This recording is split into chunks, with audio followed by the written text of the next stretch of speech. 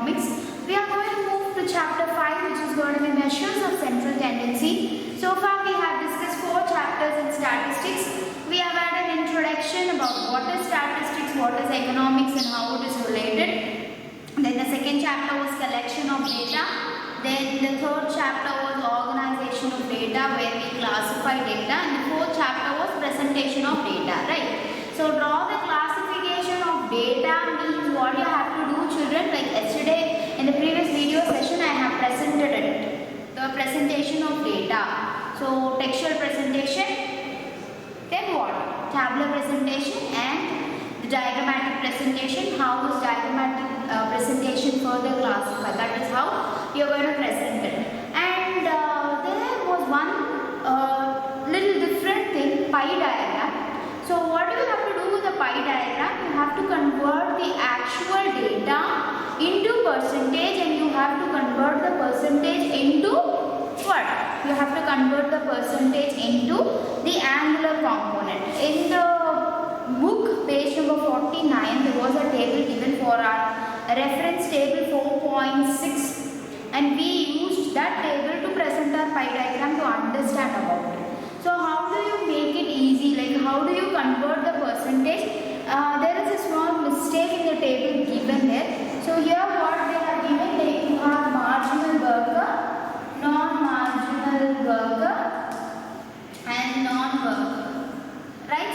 That was the data given, right? Not non-marginal worker, the main worker. So this data was given along with the values 12, 36 and 73, and the total is given as 102. Try doing it again, children. 2 plus 6, 8. 8 plus 3, 11. Right? When you carry 2, 2 plus 3, 5. 5 plus 7, 121. So the value given as total 102 is wrong. That's why we did not get the right answer. So total is 121. How do you calculate the percentage? The percentage is calculated by 12 divided by 121 into 100. You will get the percentage that you want. Same way, 36 divided by the total into 100. 73 divided by 121 into 100. An angular component. How do you get the angular component? By multiplying the percentage value into 3.6 degree. You will get the this thing. You will get the angular component. So how do you have to calculate? How do you have to convert it? So you have to get the actual values, total them up, take each actual value, divided by the total value, multiply it by 100, you will get the percentage value. That particular percentage value you have to move it, okay, to multiply it with the value of 3.6 degree. What is this 3.6 degree? Percentage is 100, so we calculate 360 degree divided by 100, which gives you 3.6 degree. Right, children? This is how you calculate percentage and percentage into the angular component. Fine, this was how we have to present the pie diagram. After that, we have discussed about frequency diagram. We spoke about the frequency polygon. We discussed the histograms, right? Frequency curve, histogram, and in the previous session we discussed about arithmetic line graph, right, children? So what are we going to discuss in this particular session? We are going to start with a new chapter, measures of central tendency. So this is actually the calculator part. Okay, we are going to start with chapter 4, which is going to be measures of central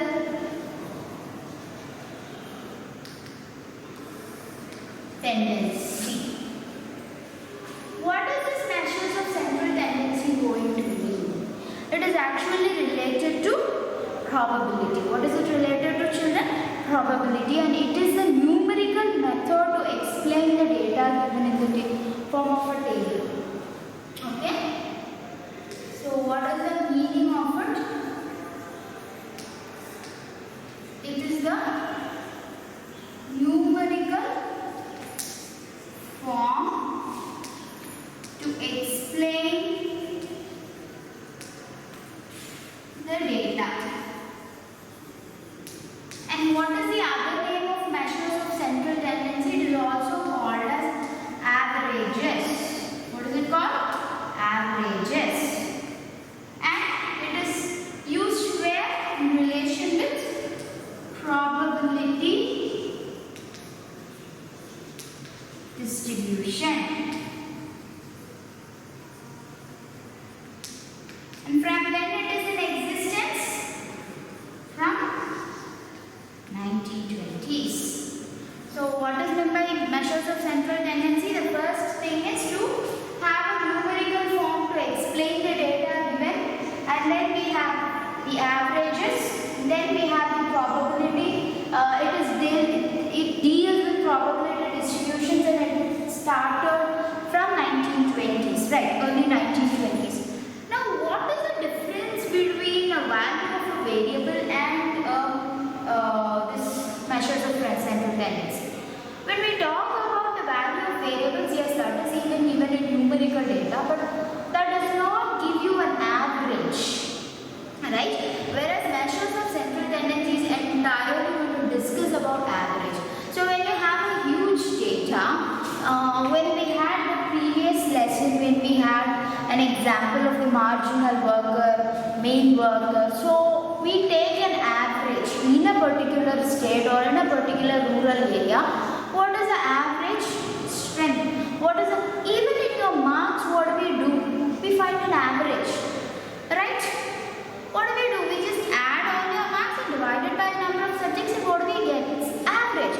And that is the measures of central tendency. In economics, how are we going to use the average? So average income of a person you can mention, then the average GDP, then you can talk about the average rainfall, the average production, various things you can talk about, right? From industries till households, you can use averages. Okay, so average is going to be a middle value. Fine. The total divided by the number of items is going to be your average.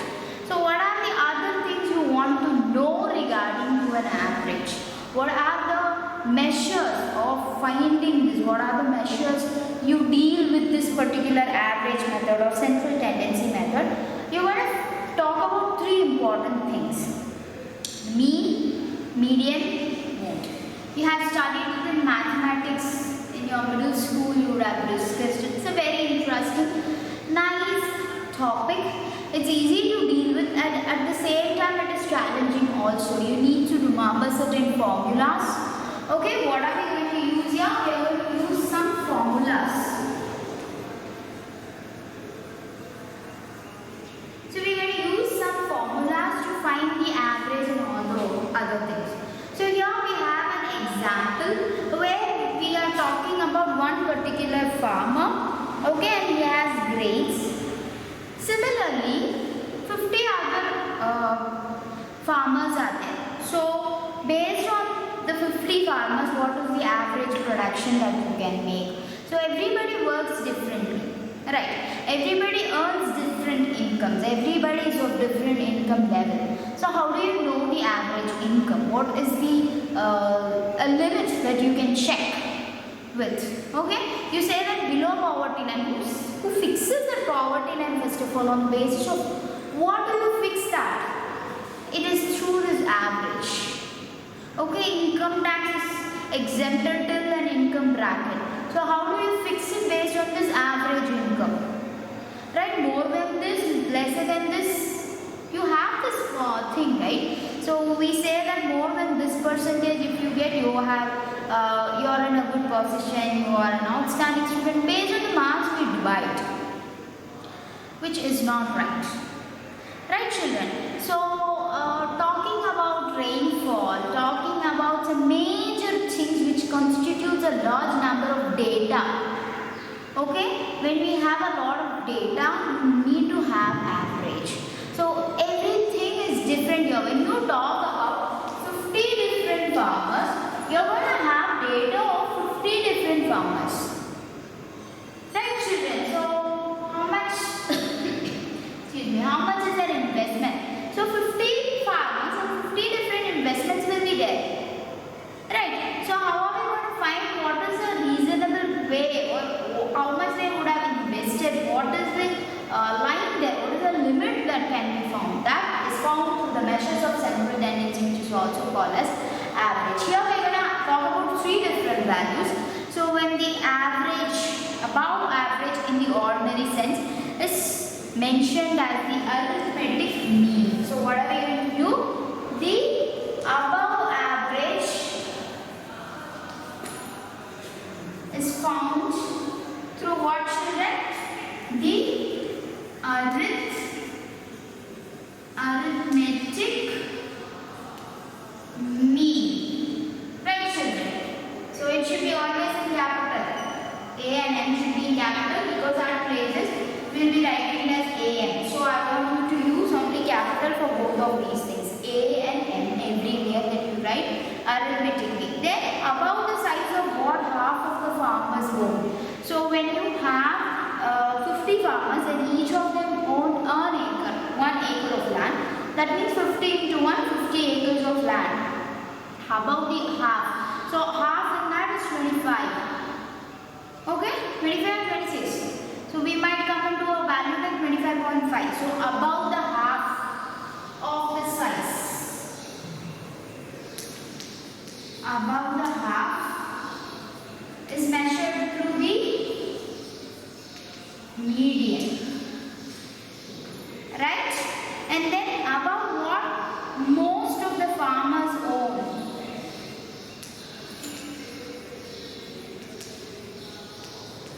Most of the farmers own more. So arithmetic is average. Okay. Direct meaning we can even remove the above. Arithmetic mean is the average. Okay. The half, equal half is the median. Okay. And most used is called more. Let's have an example. Okay, let us have a simple example for talking about mean, median and mode. It's arithmetic mean. Other than that arithmetic mean, we have the harmonic mean and harmonic mean and geometric mean. So always we say as mean, median, mode as a measures of central tendency, and they are important statistical tools even. Right, children? So we are going to have a value, say out of 10, okay, marks that children have attained, okay, 9, 8, 9, 7, 9, 6, 5, 4, 1, 2, 3, 4, 5, 6, 7, 8,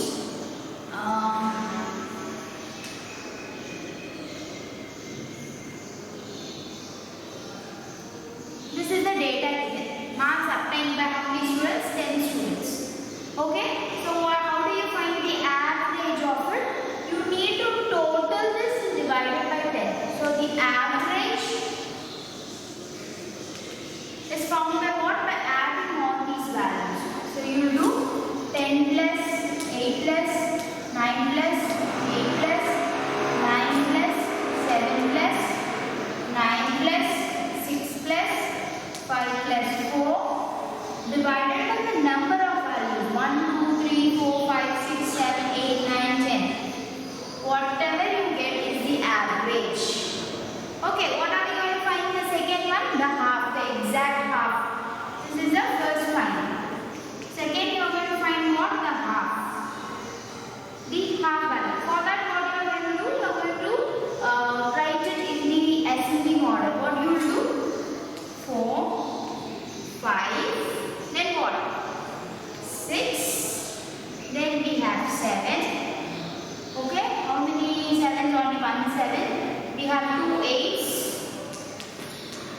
Then we have 3 9s.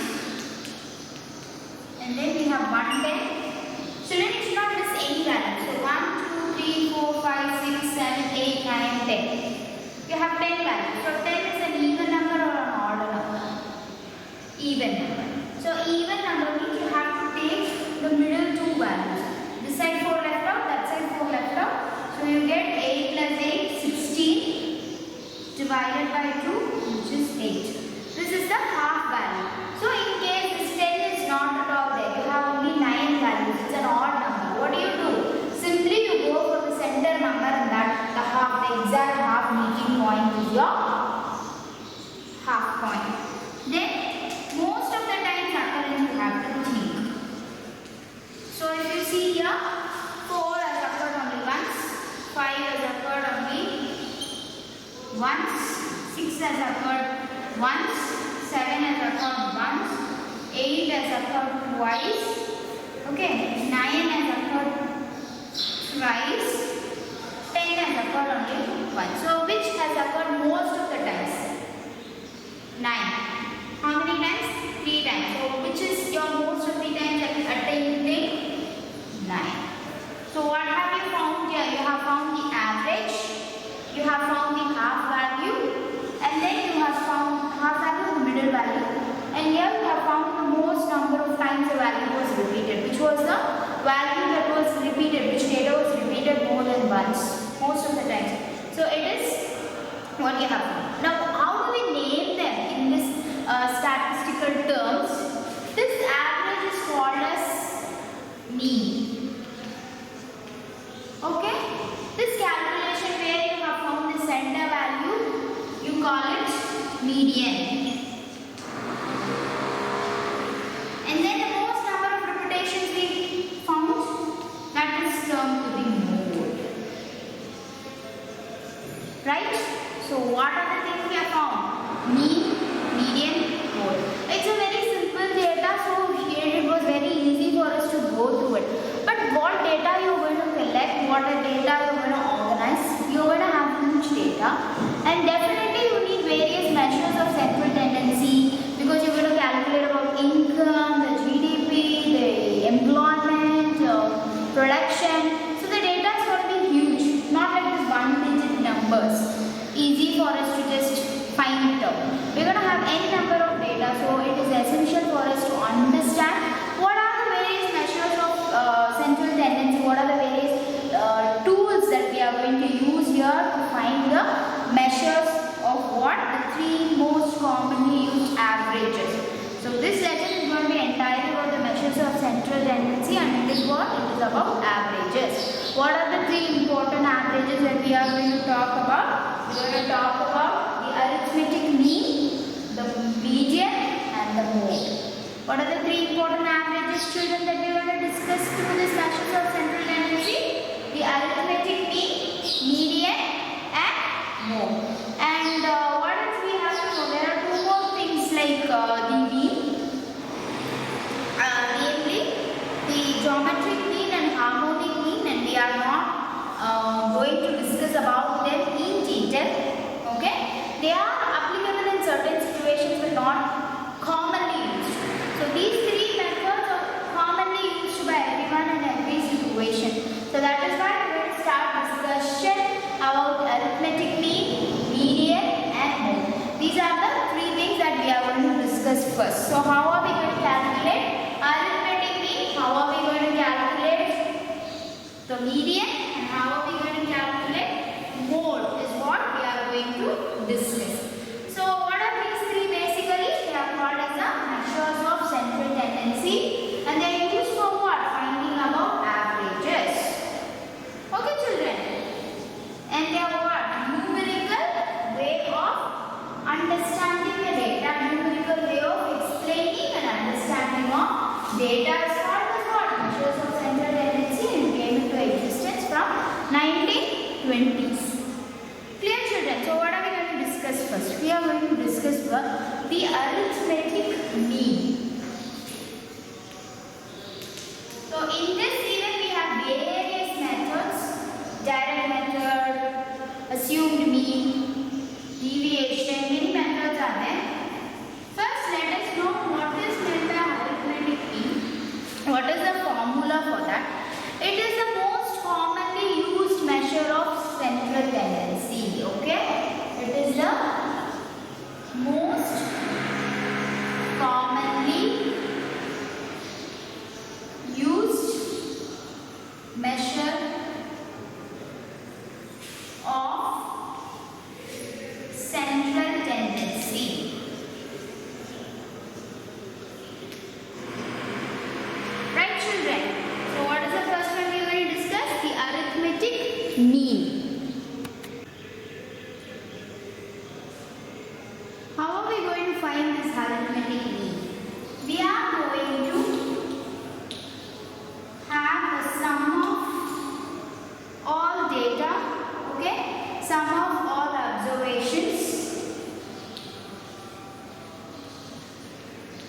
Sum of all observations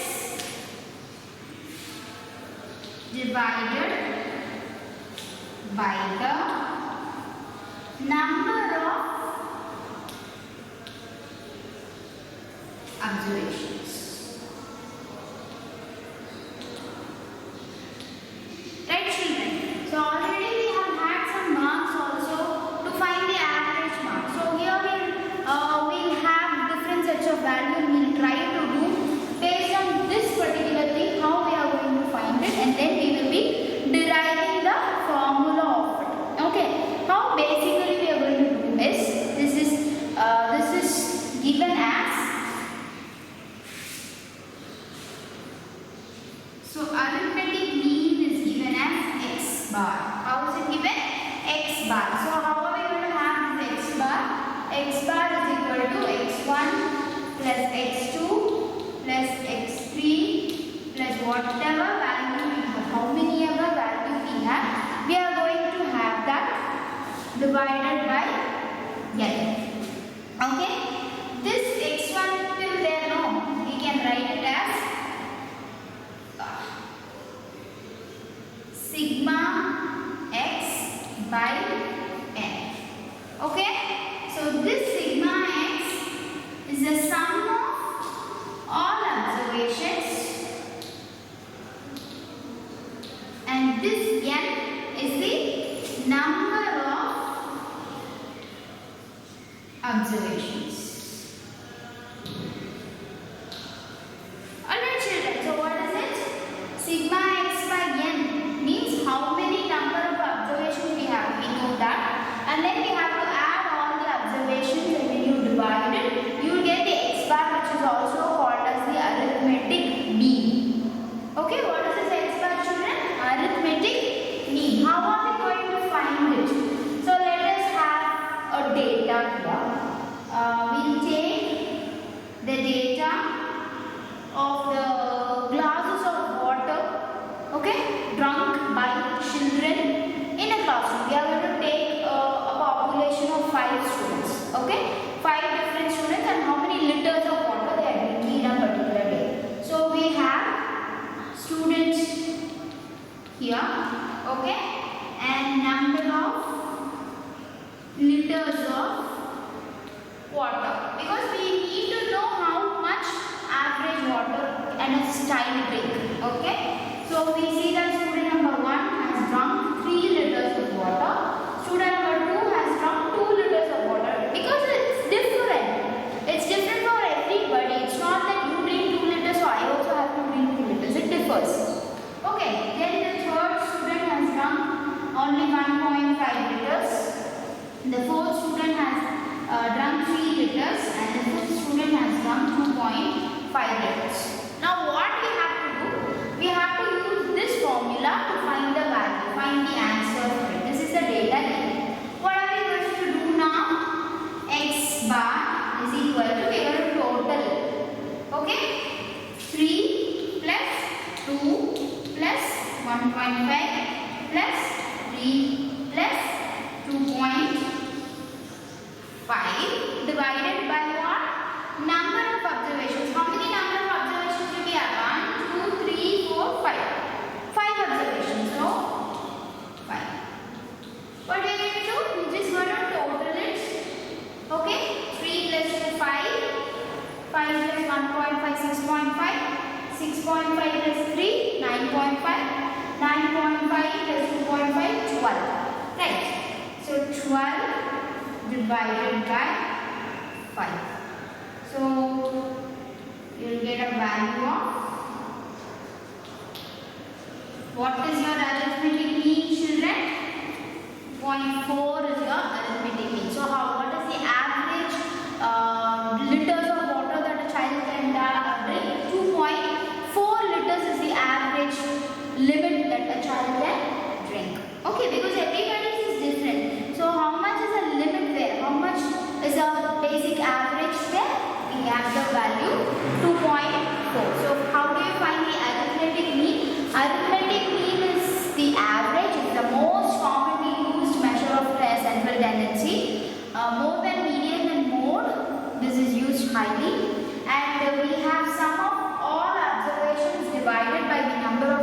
observations given as arithmetic mean, and arithmetic mean is marked as x bar. So what is the basic formula you need to remember, children?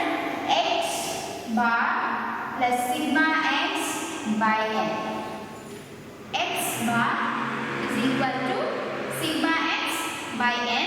Sigma x is the sum of all observations divided by the number of observations. Very simple. Right, children? Very, very simple for you. What are we going to do next? In this we have lots of other methods also. It is one method of calculating the data. What are the other methods of calculating data we are going to discuss? First, this example sum is discussed in the direct method. What method is called as direct method?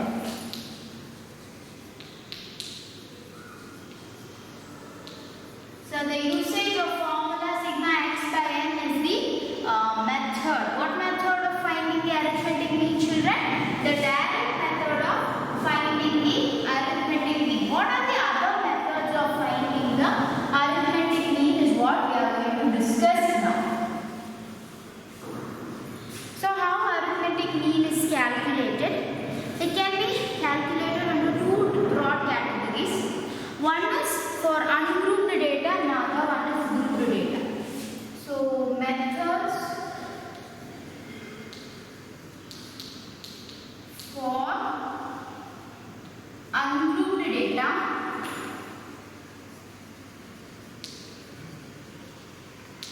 and then for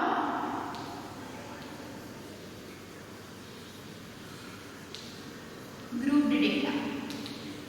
So when it is given as a direct value, how will you find it? That is ungrouped data. Talking about grouped data, what is the meaning of grouped data, children? When you are using a frequency distribution, how you have to find it? Okay, so here even you will have like with the frequency. So when the frequency is given, how you have to calculate that? Here only x value is given, so it is easy for us to calculate. So how you will be doing the grouped data will be discussing later. First we are going to talk about the ungrouped data. What are we going to discuss? We are going to talk about the arithmetic mean calculation for ungrouped data.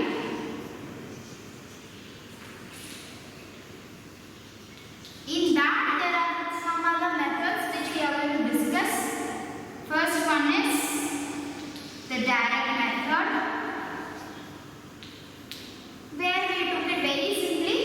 X bar is equal to sigma x by n. That's it. Done. Direct method is over to find the average liters of water drunk by a child, right? So it is sum of all the observations in a series divided by the number of observations. And what is the formula given, children? X bar is equal to sigma x by n. What is the next method? We have the assumed mean method, and one more method is the step deviation method. So we have assumed mean method and step deviation method. So we know how to do this direct method. So we are now moving on to the next method, which is going to be assumed mean method. What is assuming, children? You assume something, you decide about it. It's called what? Assuming. Okay? That's how we are going to find the assumed mean method. What are you going to assume here? What are the various things that you are going to discuss here? It is the number of observations in the data. When it is more or figures are large, it is difficult to compute arithmetic mean by direct method. So it's only 5 values, 10 values, 15 values, fine. 1 digit values you can take. When the values are 3 digits, when they are large, okay, when do you use this assumed mean method?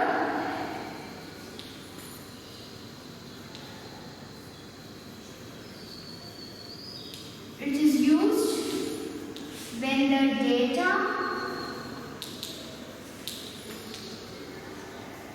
is large. Okay?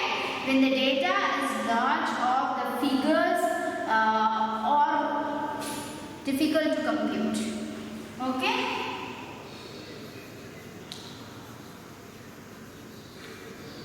Figures are difficult because whatever examples we discussed, it was only 5 observations and we had values like 12.5, 2.5, 9.5, like that we have computed. Right? We took simple values as examples, but in case when talking about income of people or the consumption expenditure, you will have a lot. 1,000, 1,500 and your population is 50, means how will you calculate? Will you add everything and divide it by 50? Okay, fine, even you find that okay. From this data given, you need to take it to the formula. If you miss any one value also, or if you misinterpret any one value also, it will become a big mistake. Okay, that is why we are going to move on to the second method, which is going to be the assumed mean method. When are we going to use it? When the data given is very large, okay, and the figures given are very difficult to compute. Okay, for calculation of arithmetic mean, if the figures are very difficult to use, you are going to go with the assumed mean method. So what are you going to do here? You are going to assume a particular figure in the data as the arithmetic mean on the basis of your experience or your logic. So you can take the center value or you can take the least value. Okay, based on our experience, we are going to assume. What are we going to assume? We are going to assume a particular figure. Okay, a particular number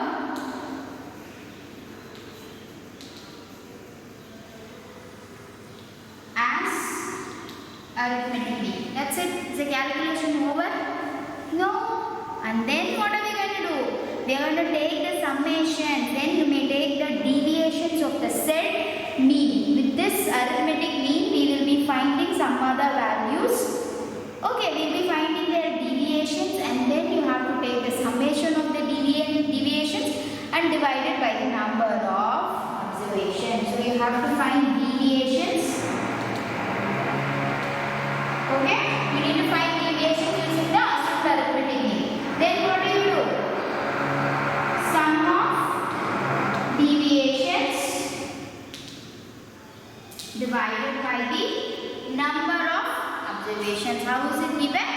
The sum of deviations divided by the number of observations. Can we just, so summation of deviations is given as sigma D. Okay, total summation of D divided by n. Is that all? Then why did we have an assumed mean here? We found one assumed mean, right? That even should be taken into account. So A plus sigma D is equal to n is your x bar according to the assumed mean method.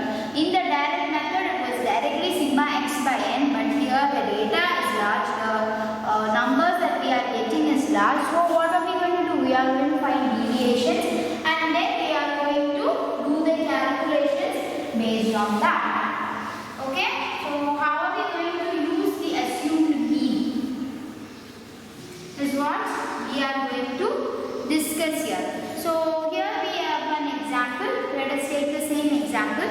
So the following data shows the weekly income of 10 families. Okay, and why we are taking the assumed mean method? Because the income range is more, 850, 700, 800. So you can't go for direct method. You are going to have this assumed mean method. What are we going to do? Compute mean family income. So you know the rules for making a tabular presentation. So you start with the table number, then you follow it with the title, then you have to have captions, then you need to have stubs. Right, all these information you need to have. So we start with the table number. Always what you have to do, children, you have to start with a table number and then you need to write the title. What are you going to calculate? You are going to calculate the arithmetic mean of 10 families. Okay, you see, using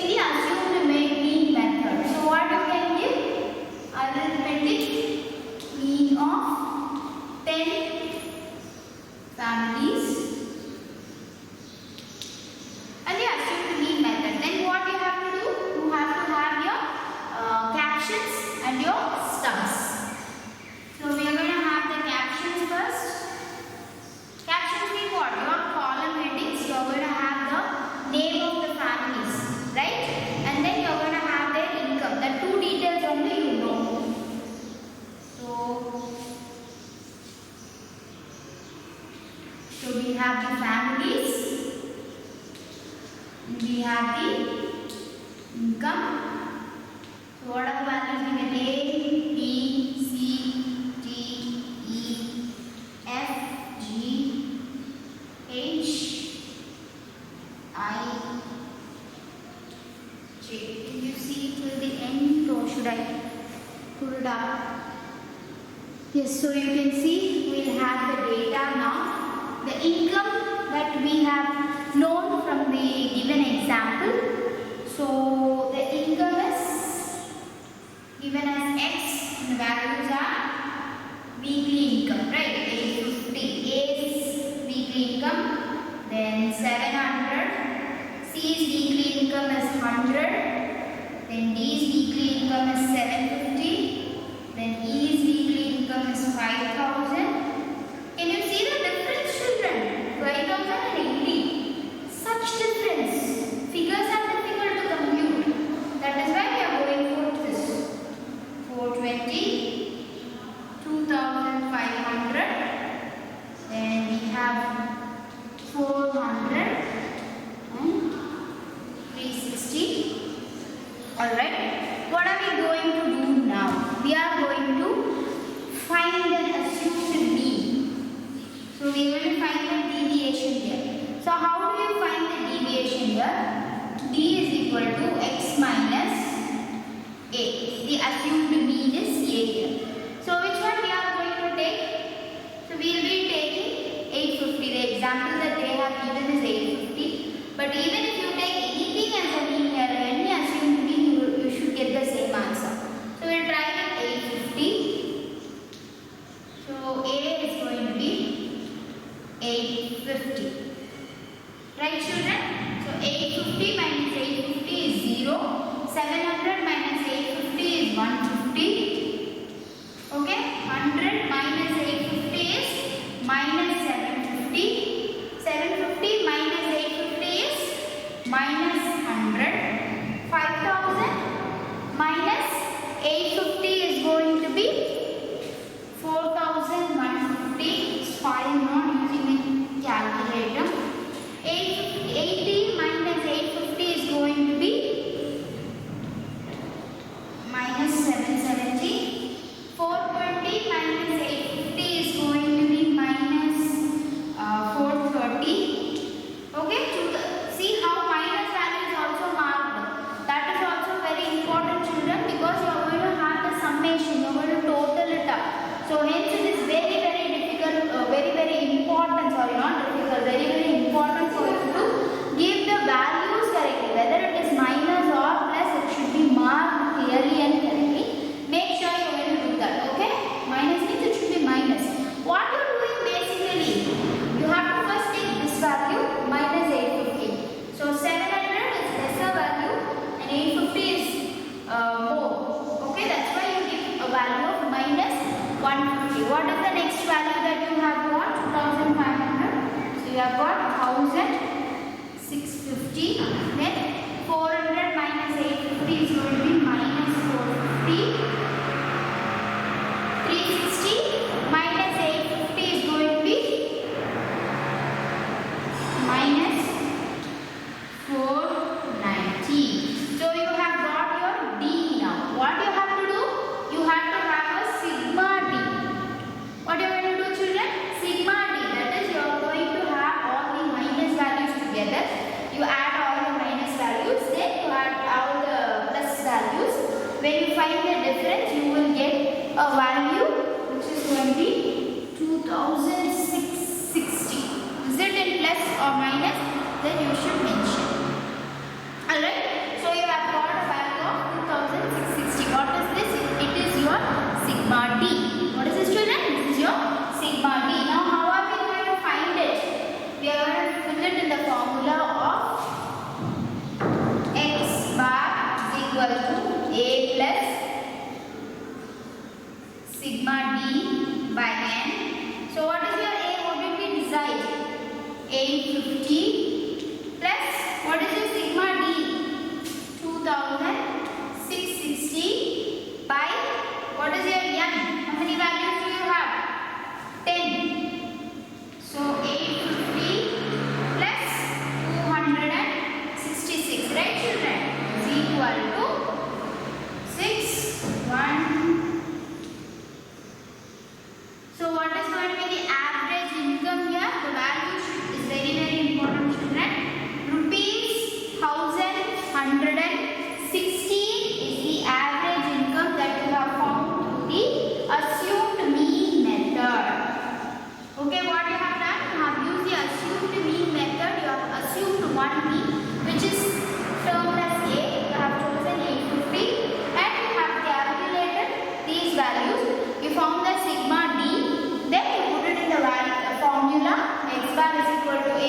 sigma d by n.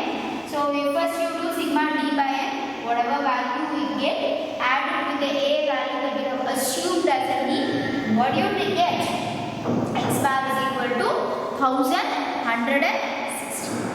Done? Oh. Now what are we going to do? The answer going to be the same. Whichever method, whether you are going to use this for direct method, you will get the same answer. Whether you are going to use it for assumed to mean method, same answer. Whether you want to use it for the next method, which is going to be the step deviation method, there also you are going to get the same answer, and that is what we are going to discuss now. What is the next method? Step deviation method. With the help of the deviations that you have found, you are going to make a new formula and you are going to have new calculations. Okay? That is called the step deviation method. So what are you going to do? By dividing all the deviations taken from assumed to mean by the common factor c. So these values are finding, right? These are also large, so that it is difficult for us to add. What are we going to do? We are going to find a common factor and we are going to divide these deviations and make a new column, okay, which is going to be called as dash. In your book they have given 4 columns, but for the assumed to mean method you have only 3 columns. The 4th column is added up for the step deviation method, where you are going to find thing called d dash. How are we going to find it? Whatever you are finding here, right? X minus this a50 divided by a common factor. We are going to take 10 as a common factor here. The objective is to avoid large numerical figures. Okay? To simplify data. Okay, to simplify the process, what do? We divide the deviations by C, a common factor. Okay, what do? You find a common factor. It is to avoid large numerical figures. Okay, so how do you find it? X minus a by c. So d dash is going to be found by x minus a by c. Like this you are going to find the value, and then you are going to have a formula. X bar is equal to, again you are going to have a here, you are not going to leave it out, sigma d dash. You are going to find a new answer, d dash, divided by n into this common factor. Whenever you take something for dividing or minus or add or something, you find, you assume something and you make a common factor, there you need to multiply it or add it. Whatever process is required has to be done. So this is how you find it through the step deviation method. Without further ado, we are going to do it. So already you have this value, x minus 850, you found it. So 0 by 10 only you have to do. 0 by 10 is 0. Minus is important, children. So minus 150 by 10, minus 50. Minus 750 by 10, minus 75. Minus 100 by 10, minus 10. 4150 by 10, 415. The values are less, right? You don't have huge numerical values. Minus 770 by 10, minus 77. Minus 430 by 10, minus 43.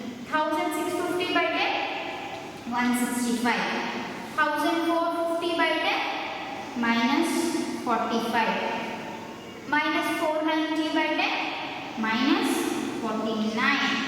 So when you add sigma d dash, you will get a value of 266. If you see that even 2660, the sigma d divided by this 10, you will get 266. So it should be like that. Now implying it, x bar is equal to, what is the range, children? 850 plus sigma d dash by n. What is the sigma d dash? 266. Now what is your n? 10. What is your c? 10. So you can cancel it. You will get what value? 850 plus 266. The same 1166. So the same value you can attain through direct method, the